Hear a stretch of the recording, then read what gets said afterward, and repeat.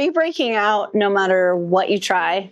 Guess what? You're not alone. We have all been told stories about acne.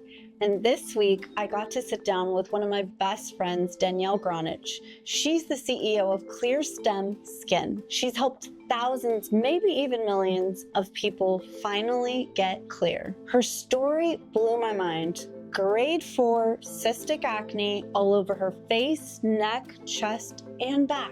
3 rounds of Accutane in her 20s, and it came back every single time. So she quit her corporate job to find the real answers. And here's what she discovered. It's not just hormones. The food you eat triggers breakouts. Your stress shows up as those pesky pimples. Even toxic relationships can cause cystic acne. She's built a free tool that checks if your products cause breakouts, and she reveals the 5 foods that mess with your hormones. You're probably eating them daily. This conversation will change how you think about your skin forever. At least I hope so. Danielle, thank you for coming on the show today. Thank you for having me. So excited to have you. All right. So since we're besties, I get to ask you questions that no one else gets to ask. This is true. We're going to ask the questions that... And you always have great questions. I'm always like, oh, that's juicy. The questions that no one else asked about. We want to know about Danielle. Okay. So you talk a lot about skincare and acne, and we'll talk a little bit about that. But we want to get to know you. What inspired you to start your company? Well, my own skin struggle. I'm extremely acne prone. Always have been. It runs really bad on both sides of my family well into adulthood. So when it comes to hitting the genetic lottery for acne, I definitely did. I never stood a chance. So it got really, really bad when I was in college. Like grade 4, cystic acne in face, neck, chest, back. Like it was devastating, right? So I was studying biology, genetics, immunology. I fully intended to go to medical school, but while I was suffering with my own acne, I was being a student at the same time, I would show up to my appointments, my doctor appointments, with a list of questions, which I feel are very basic questions. Like what should I be eating? What's the perfect diet for acne? What food should I be avoiding? Why does alcohol affect my skin? Basic stuff, yeah. Right? And I was met with, that doesn't impact acne because there hasn't been any studies on that. The only thing we can do is more medication. So I spent years on antibiotics and then stronger antibiotics. Birth control, it was the wrong birth control. Tried a different birth control, tried stronger birth control, did spironolactone, did Accutane 3 times over the course of my 20s. My acne came right back every time. So here I am, fast forward to age 30, 29 and 30, and I'm like, all right, I'm going to have to solve this myself. So I started looking for ways to learn about the skin, like taking classes. There weren't any unless you were an esthetician or in esthetician school. So I was like, all right, I'll enroll in esthetician school. At the time, I was doing tech consulting, business consulting type work.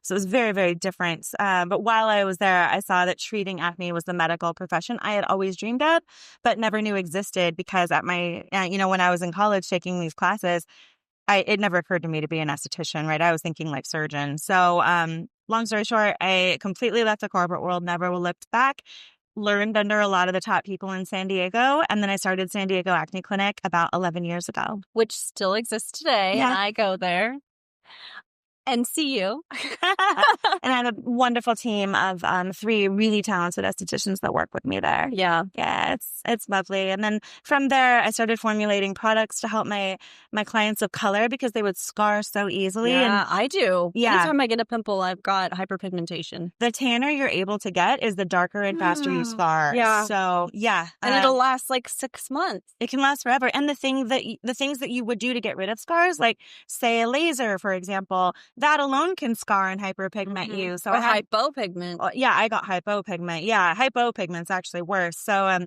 I'm part Peruvian, actually. I don't look it, but I pigment very, very easily. So I learned all of this the hard way personally as well.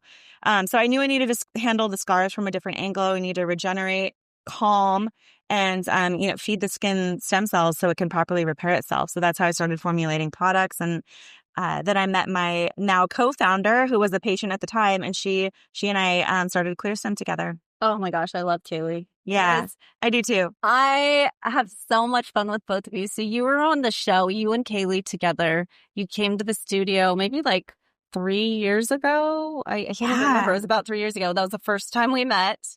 We played. We had elixirs here. We jumped on the trampoline. We did all of the things. And I was like, you and I need to be friends. I do. I remember And I was that. You're right. like, can we be friends? I'm like, hell yeah, we can be friends. And we've never looked back. So we've done trips together. So I know a lot about Danielle. You know, you learn a lot about people when you travel together, when you stay in hotel rooms, you sleep in the same bed, you're naked together. Not in a weird way. Like, can you rub lotion on my butt? And you're like, yeah, I got you. We've gone on mission trips together. We know each other very well. And so I've learned a lot about you. And one thing that stands out the most, there's many things that I love about you, but one of the things that stands out the most to me is the way that you look at life. You find the childlike play and joy in everything. For example, at dinner, we were given a little chocolate.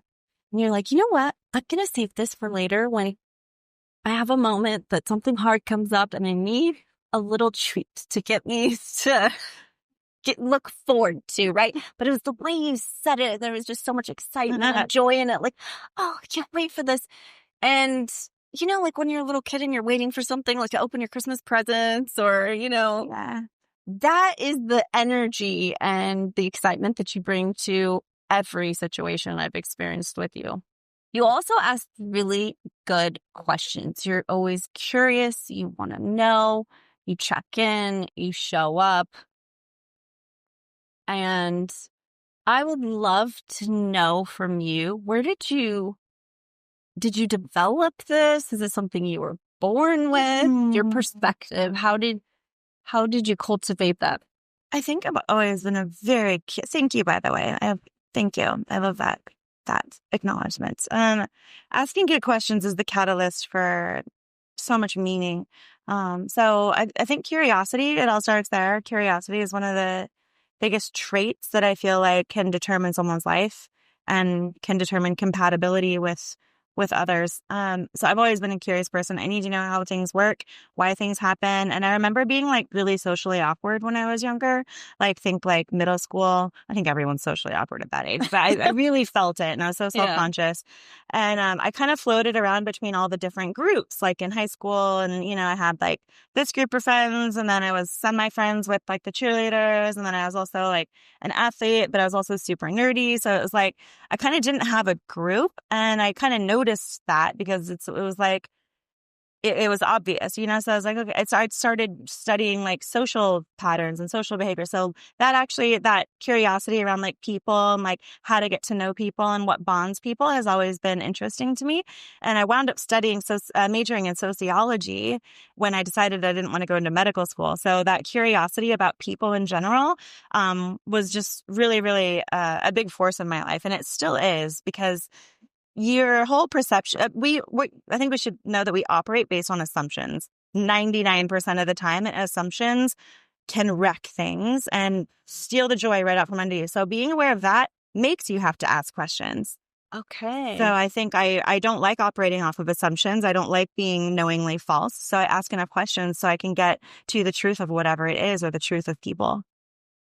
That's a really good point because we all have our experiential reality that filters our vision of how we see the world, how we see others. And that's why you could meet someone and they could be like, oh my gosh, I love you, the most amazing person, or not know you and be like, I'm not sure about that person, because it's a lot of it is a reflection of our own inner world. Yeah. So when you get curious, it breaks down barriers and we get to understand people outside of our own preconceived ideas. Yep. And how fun is that? It's super fun. I love being wrong. As a scientist-minded person, I come from kind of a family of scientists. The biggest thing about call it a sciencey person is that they're obsessed with what they don't know and they're obsessed with variables, right? So it's like we don't know most things. And we all have our inherent biases, confirmation bias. Yeah. We're all stuck in that all the time. So when you're aware of how to apply the science goggles to everything and be methodical, it makes you really ask questions so you can truly understand things and try to prove your past assumptions wrong. And when you prove your old assumptions wrong, I love that feeling because it means you just grew. Yeah, you're growing. And growth doesn't always feel good, but maybe so we're not seeking comfort. We're seeking growth. Yeah. Growth on your own terms that you mine for it every day, like by asking questions or challenging your own assumptions. That growth feels amazing. It's when you're not proactive about your growth and life hits you upside the head with problem after problem because your assumptions aren't correct. That's when it's uncomfortable. Yeah. But that is a sign that you need to ask better questions and you need to challenge everything that you've been thinking. I always kind of think that if you've been saying a certain narrative for more than a year or 2 years, time to revisit it. And, if someone had a gun to your head and said, prove that the opposite is true, and you had to do it, chances are you can actually find a very legitimate reason where that thing you thought was true is not true. And maybe the opposite's actually true. Wow. I think that I'm borrowing that framework from Byron Katie. But I love it. And I use it in my thinking all the time. Okay. Thank you for that nugget. All right. So based on this conversation we just had about assumptions, what is an assumption you had about acne that you have found to be proven wrong? Ooh, it's a misconception. It's about clean. There's a lot of myths about acne. I'd love to myth bust all of them. But I think the biggest one that trips people up, especially in our ecosystem, is that clean equals acne safe. And, I hear people saying like, I'm breaking out. Can you help me? And I'm like, hey, let's look at your products. And they'll be like, no, they're all clean. And they're very sure that it's not their products. And it's like, clean just means non-toxic. Yeah. Clean just means things that doesn't have parabens and synthetic fragrance and formaldehyde and stuff. All very important stuff, but it has nothing to do with acne. Some of the worst acne I've seen has been from technically clean or non-toxic products. So people don't even look in that corner because it's clean and they think they're fine. But then we look at their products, there's coconut oil, there's shea butter, there's, thick algae derivatives, there's stuff like that in there. So that whole clean must be acne safe myth is one that really trips people up. Yeah. Yeah. The other one is that acne is all hormonal. That is not true at all. That's what we've been led to believe, especially because, what do you get told when you're 14? Oh, you have acne, you need to control your hormones. It's from hormones. Here's some birth control. So we're programmed to think that from a very, very young age. Usually our first interaction with a medical professional, we're 13, 14, 15. It's like the first time we're like, having a situation like that and we're told it's hormonal. It's like, your 13-year-old self isn't going to challenge that, right? So we grow up thinking it's all hormonal and it ebbs and flows with our period and PMS. So it must be hormonal, but that is a trap.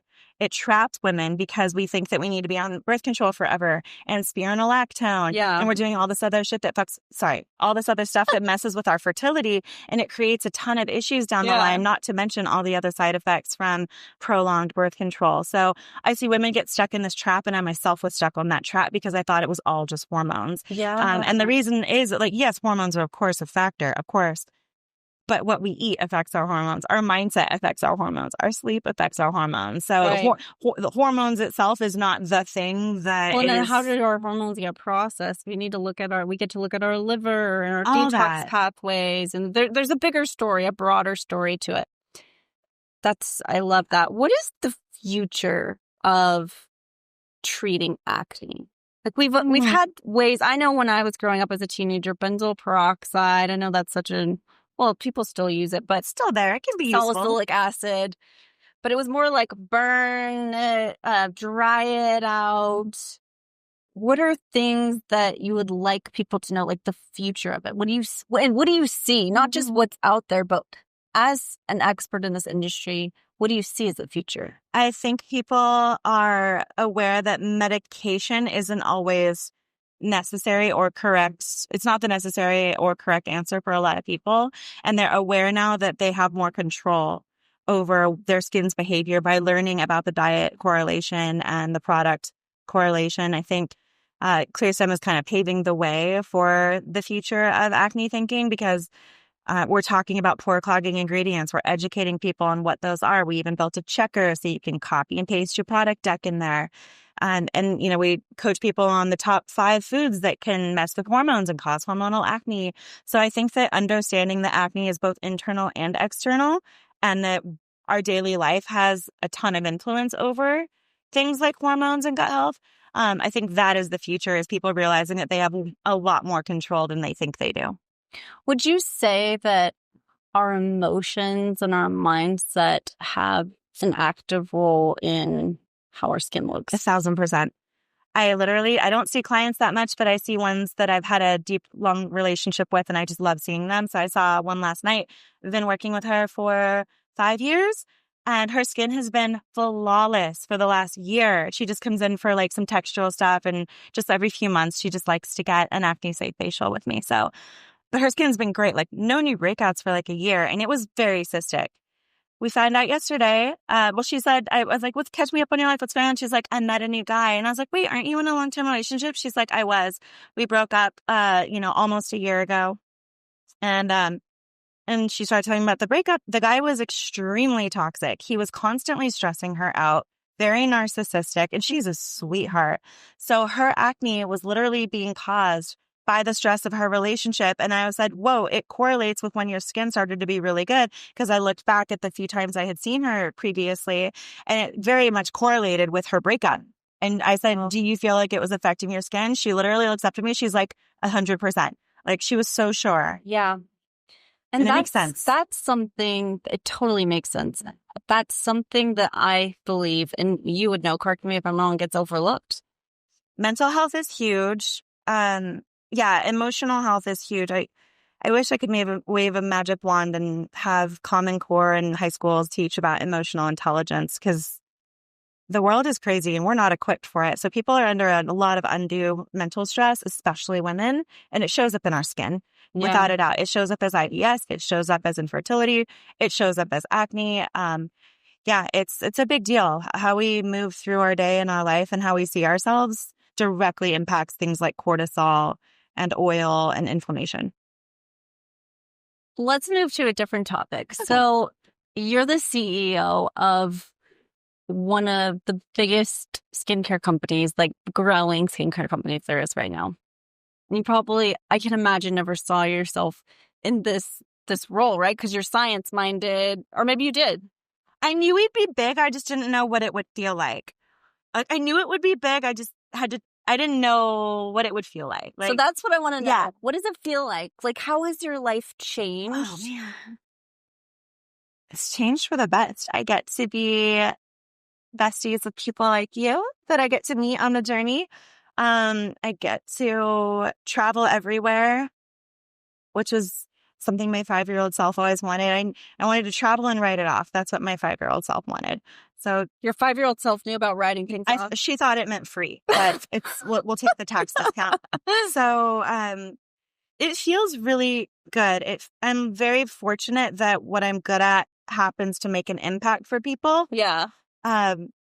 So it's very fulfilling. Yeah. How rewarding. Yeah. So if you could use one word to express how it feels, what would that word be? Elated. Elated. Mm-hmm. Okay. And why? Why are you elated? I think the people that I get to interact with, the team I've gotten to build, the experiences I've had. Like, if I were to die tomorrow, I will have lived a very full life. So you're touching on something that all of us, every single human on this planet, upgrades from connected relationships, connected community. That's why it's one of the 9 pillars of health in the Hydrate book, connected community. We can have all these things. We can be eating well, drinking the right things, working out, whatever it is. But if we don't have loving relationships and connected community, we will fail to thrive. Mm-hmm. And I really feel personally that we have a false sense of community now through social media, and, we're gathering on Zoom, and all these things are wonderful. Also, let's not forget to meet in person, connect. You and I make a point in our busy schedules to say, we're going to have a night together where we're going to pray. We're going to have meditation. We're going to make a meal together. We're going to ask each other the hard, deep questions. And I know that when I'm around you, we have those times I get filled up. Mm-hmm. I get fueled. And that is something that doesn't cost us anything. You can't put a price tag on it, and you can't take it away. It's a low-hanging fruit right there. How do you make time in such your busy schedule? I know your schedule is so busy. How do you prioritize making time for your friends and community? What does that look like? I try to throw a lot of events so I can see people and bring people together. One-on-one time can be really hard. That's actually a pain point in my life right now. Hard because of your schedule? Yeah. Fitting it in? Yeah. Yeah. Everyone wants more one-on-one time, and it's like I have to really prioritize things that fill my cup the most. So that's part of why I see you so often. We have so much fun together. Yeah. Well, one thing we share in common, I believe, is one of our value systems is we love play. Yeah. We love play. We love education. We love to learn. So if we're teaching each other something, it's like, oh my gosh, I value that. I really appreciate that.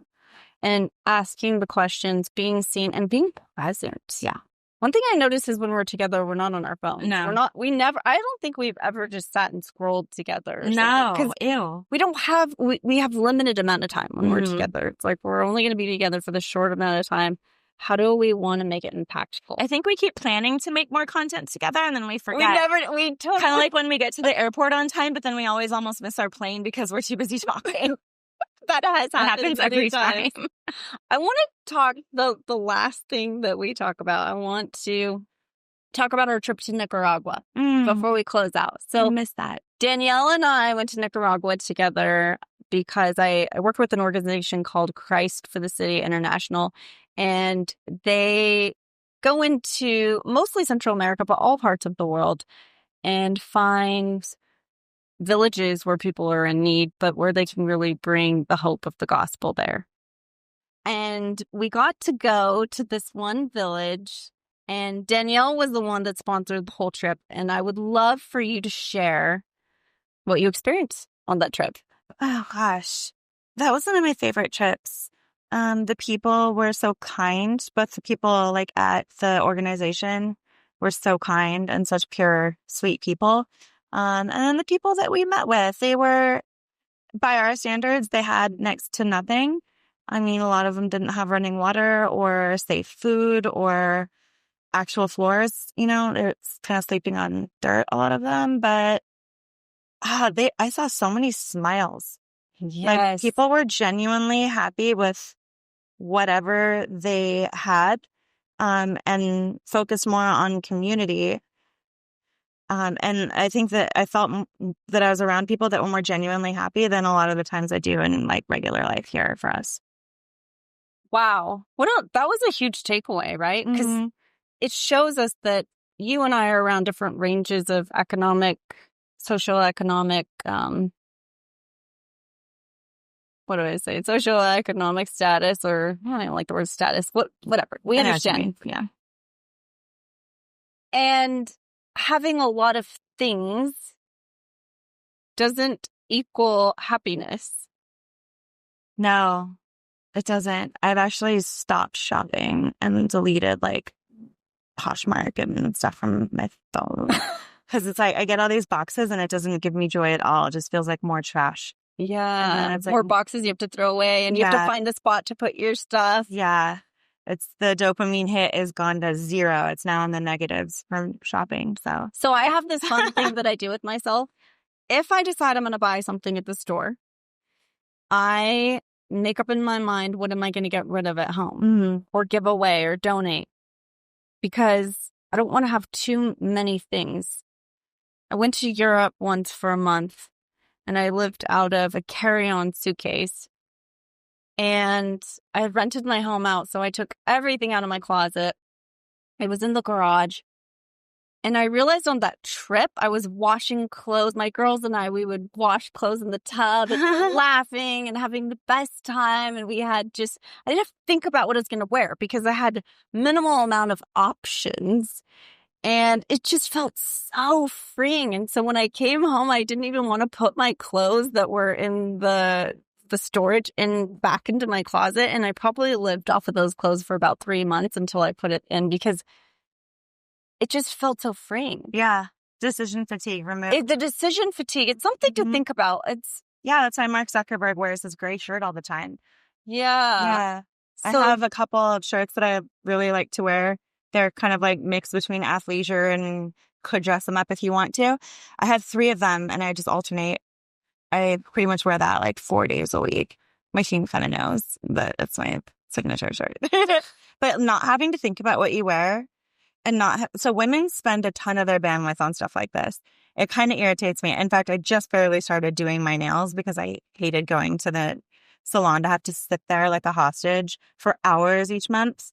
And it's like when you factor in, you know, covering your blemishes, doing your makeup, doing your hair, going to hair appointments, whatever else we do for our body care, like we could have several PhDs if we got that time and energy back. Oh my goodness. So being aware of that, even just in a small way with like not having to pick out your outfit for the day, it's really good awareness. Yes, great awareness. If you had a magic wand and you could have any superpower in the world, what would it be?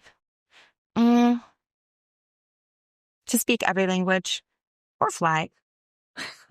I love that. Thank you so much for being here today, Danielle. If you want to know more about Clearstem Skincare or Danielle, please go into the show notes. You can find all the links to her social media accounts, to Clearstem Skin, and there's always a special Hydrate Family hookup. So thanks for being here today. We love you so much. Till next time.